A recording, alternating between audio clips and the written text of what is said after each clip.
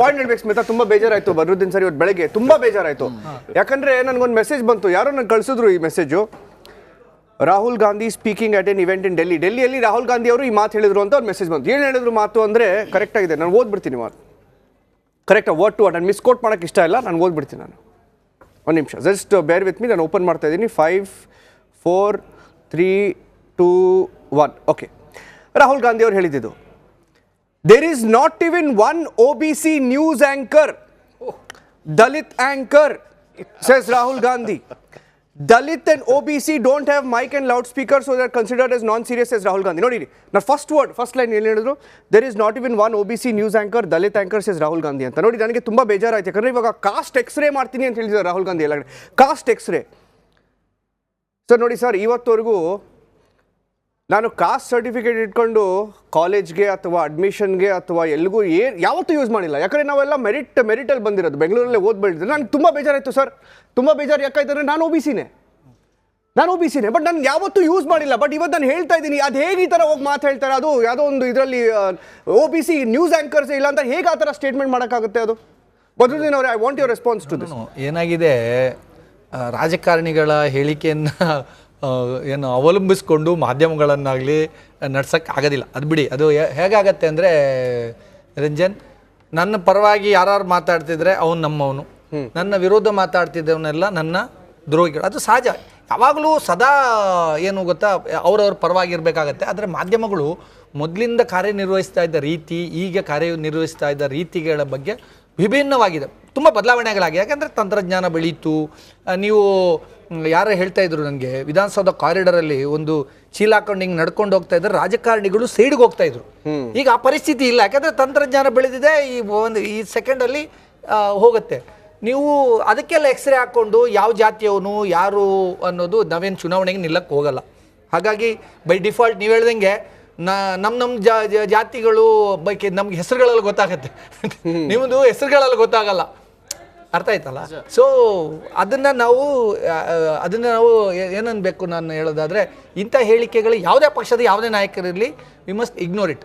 ಈ ಭಾರತ ದೇಶದಲ್ಲಿ ನಾವು ಬೇರೆ ದೇಶಗಳಿಗೆ ಹೋಲಿಸುವಾಗ ಅಥವಾ ಬೇರೆ ದೇಶದ ಸ್ಟ್ರಕ್ಚರ್ ಬಗ್ಗೆ ಮಾತಾಡೋ ಮೊದಲು ನಮ್ಮ ಸ್ಟ್ರಕ್ಚರ್ ಹೇಗಿದೆ, ಭಾರತ ಒಂದರ ವಿಭಿನ್ನವಾಗಿ ರಚನೆ ಆಗಿರೋಂಥ ದೇಶ. ಇಲ್ಲಿ ಜನಸಂಖ್ಯೆ ಎಷ್ಟಿದೆ ಹೇಳಿ? 140 ಕೋಟಿ ಇದ್ದೀವಿ.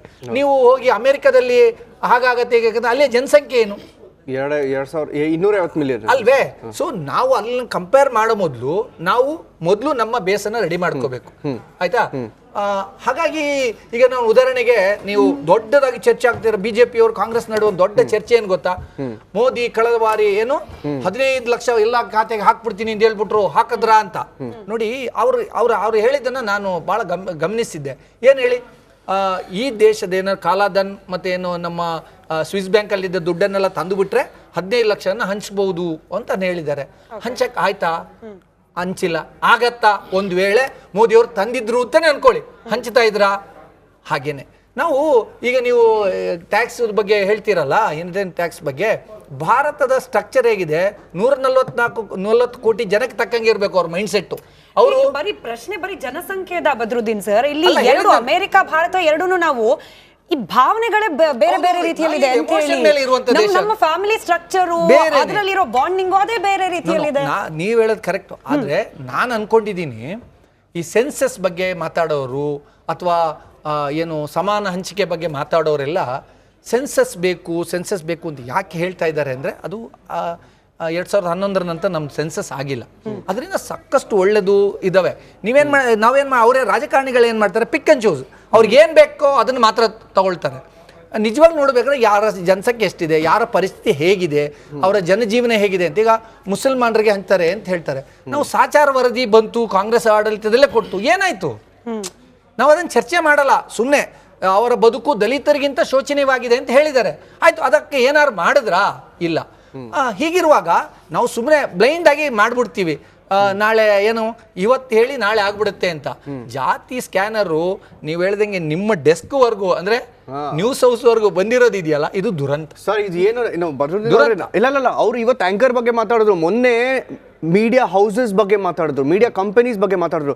ಇಲ್ಲ ರೀ, ಇವಾಗ ಎಕ್ಸ್ರೇ ಅವ್ರು ಎಲ್ಲೋ ಇವಾಗ ಎಕ್ಸ್ರೇ ಫೇವ್ರೇಟ್ ವರ್ಡ್ ಆಗಿಬಿಟ್ಟಿದೆ. ಎಲ್ಲೋದ್ರೂ ನಾವು ಎಕ್ಸ್ರೇ ಮಾಡ್ತೀವಿ ಅಂತ. ಏನೇನು ಎಕ್ಸ್ರೇ ಗೊತ್ತಾ? Caste x ray, financial x ray, religious x ray, ಜಾತಿ ಗಣತಿ ಓಕೆ ಬಿಡಿ.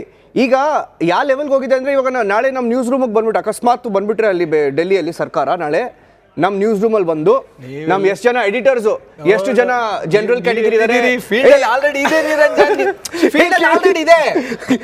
Generals also identified with certain merit leads ಇನ್ನು ಹೋಗಬೇಕು, ಅದು ಅವರಿಗೆ ಕೌಂಟೇ ಇಲ್ಲ. ಆಲ್ರೆಡಿ ನೀವು ಹೇಳ್ದಂಗೆ ಎಕ್ಸ್ರೇ ಆಗ್ಬಿಟ್ಟಿದೆ. They are few journals are identified. ಇವ್ರು ಅವ್ರ ಹೇಳೋದು, ಅವ್ರು ಇವ್ರನ್ನ ಹೇಳೋದು. They are identified, madam. Sir, this is few, but ಹಿಂಗ ಆಗ್ಬಿಟ್ರೆ ಎಲ್ಲರದು ಅದೇ ಆಗ್ಬಿಡುತ್ತಲ್ಲ. ವಿಷಯ ಬರೋಣ. ಇಲ್ಲ ವೀರಣ್ಣ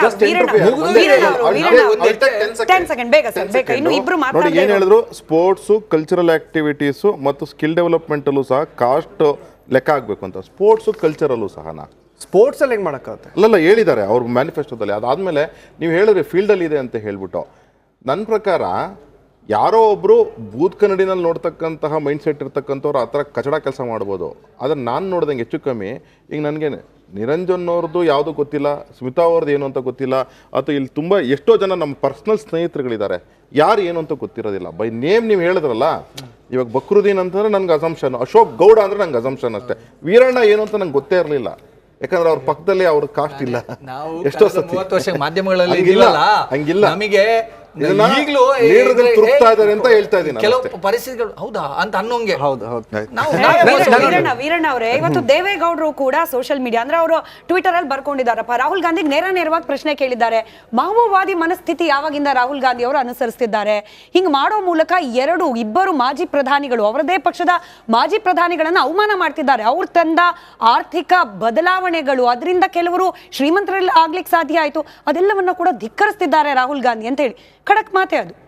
ಹೌದು, ರಾಹುಲ್ ಗಾಂಧಿಯವರು ಏನು ಒಂದು ನಗರ ನಕ್ಸಲರ ಮನಸ್ಥಿತಿಯಂತೆ ಅವರೇನು ಹೇಳಿಕೆ ಕೊಟ್ಟಿದ್ದಾರೆ, ಅದರ ಸಂಪತ್ತು ಮರು ಹಂಚಿಕೆ ಆಗಬೇಕು ಅಂತ ಹೇಳಿ, ಅದು ಕೂಡ ಸಂವಿಧಾನಿಕ ಅಂತಲೇ ಹೇಳ್ಬೋದು. ಸಂವಿಧಾನದಲ್ಲಿ ಆ ರೀತಿ ಇಲ್ಲ ಇದುವರೆಗೂ. ಆಮೇಲೆ ಇವತ್ತು ಸ್ಯಾಮ್ ಪಿತ್ರೋಡ್ ಅವರು ಅದನ್ನೇ ಹೇಳಿದ್ದಾರೆ. ಅಮೆರಿಕಾದಲ್ಲಿ ಕೆಲವು ರಾಜ್ಯಗಳಲ್ಲಿ ಅಲ್ಲಿ ಕೂಡ ತೆರಿಗೆ, ಪಿತ್ರಾರ್ಜಿತ ತೆರಿಗೆ 55% ಇದೆಯಂತೆ. ಅದೇ ರೀತಿ ಮಾಡ್ಬೋದು. ಅದರ ಬೆನಿಫಿಷರಿ ಏನಾಗುತ್ತೆ ಅನ್ನೋದು ಒಂದು ಚರ್ಚೆ ಆಗ್ತಾ ಇದೆ ಇಲ್ಲಿ ನೋಡಿ. ನಮ್ಮ ರಾಜ್ಯ ಸರ್ಕಾರದ ಫಲಾನುಭವಿಗಳು ಇರ್ಬೋದು, ಸುಮಾರು ಯೋಜನೆಗಳಿಗೆ, ಇಲ್ಲ ಕೇಂದ್ರ ಸರ್ಕಾರದ ಫಲಾನುಭವಿಗಳು ಇರ್ಬೋದು, ಎಲ್ಲರೂ ಕೂಡ ನೀವು ಒಂದು ಸರ್ಕಾರಿ ಆಸ್ಪತ್ರೆ ಬಳಿ ಹೋಗಿ ನೋಡಿ ಗೊತ್ತಾಗುತ್ತೆ. ಅಲ್ಪಸಂಖ್ಯಾತರು ಸಾಕಷ್ಟು ಜನ ಅದರ ಬೆನಿಫಿಟ್ನ ಪಡ್ಕೊತಾ ಇದ್ದಾರೆ.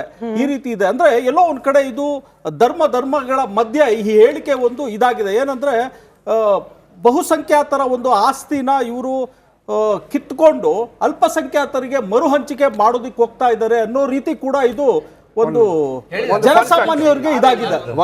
ಜನಸಾಮಾನ್ಯರಿಗೆ ಇದಾಗಿದೆ. ರಾಹುಲ್ ಗಾಂಧಿ ಹೇಳಿಕೆಯನ್ನ ನಾವು ಕೂಡ ಖಂಡಿಸ್ತೀವಿ. ಸನ್ಮಾನ್ಯ ಶ್ರೀ ದೇವೇಗೌಡರು ಕೂಡ ಖಂಡಿಸಿದ್ದಾರೆ, ವಿರೋಧಿಸಿದ್ದಾರೆ, ನಾವು ಕೂಡ ಖಂಡಿಸ್ತೀವಿ. ಇತ್ತೀಚೆಗೆ ದೇವೇಗೌಡರ ಹೇಳಿಕೆಗಳು ಏನು ಇದ್ವೋ, ಮೊದಲ ಹೇಳಿಕೆಗಳು, ಅವರ ಅಭಿಪ್ರಾಯಗಳು ಮತ್ತೆ ಯಾವ ಸಿದ್ಧಾಂತಕ್ಕಿದ್ರು ಅದು ತದ್ವಿರುದ್ಧವಾಗಿದ್ದಾರೆ. ನಾನು ಇವತ್ತು ಬರೆದಂತಹ ಲೆಟರ್ನೇ ನಾನು ಎಕ್ಸಾಂಪಲ್ ಇಟ್ಕೊಂಡು ಹೇಳ್ತೀನಿ.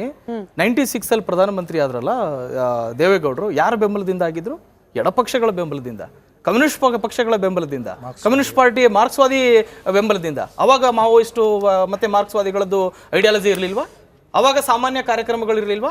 ಮಾರ್ಕ್ಸ್ವಾದಿ ಕಮ್ಯುನಿಸ್ಟ್ ಪಕ್ಷ ಏನ್ ಹೇಳುತ್ತೆ? ಇದೇ ಸಮಾಜವಾದವನ್ನ ಹೇಳುತ್ತಲ್ಲ, ಇದೇ ಸಮಾಜವಾದವನ್ನ ಹೇಳುತ್ತಲ್ಲ, ಇದೇ ಸೋಷಿಯಲಿಸ್ಟ್ ವಾದವನ್ನ ಹೇಳುತ್ತಲ್ಲ. ಹಾಗಾದ್ರೆ ಕಮ್ಯುನಿಸ್ಟ್ ಪಾರ್ಟಿಗಳ ಐಡಿಯಾಲಜಿಯನ್ನ ಅವಾಗ ಮಾತ್ರ ಒಪ್ಕೊಂಡಿದ್ರು ದೇವೇಗೌಡರು. ಅವರೊಂದು ಮುಸ್ಲಿಮರಾಗಿ ಹುಡ್ತೀನಿ ಅಂತಾನು ಹೇಳಿದ್ರು. ಬಹುಶಃ ಆದ್ರೆ ಇವಾಗ ಏನ್ ಹುಡ್ತಾರೋ ಅಂತ ಬಹುಶಃ ಅವ್ರಿಗೆ ಕೇಳಬೇಕು. ಈ ವಯಸ್ಸಲ್ಲಿ ದೇವೇಗೌಡರ ಬಗ್ಗೆ ಅತ್ಯಂತ ಗೌರವಾನ್ವಿತ ದೇವೇಗೌಡರ ಬಗ್ಗೆ ಈ ರೀತಿಯಾದಂತಹ ಒಂದು ಈ ಮಟ್ಟಕ್ಕೆ ತದ್ವಿರುದ್ಧವಾಗಿ ಖಂಡಿತ ಇರಬಾರ್ದು ಅನ್ನುವಂಥದ್ದು ನಮ್ಮ ಕಳಕಳಿ.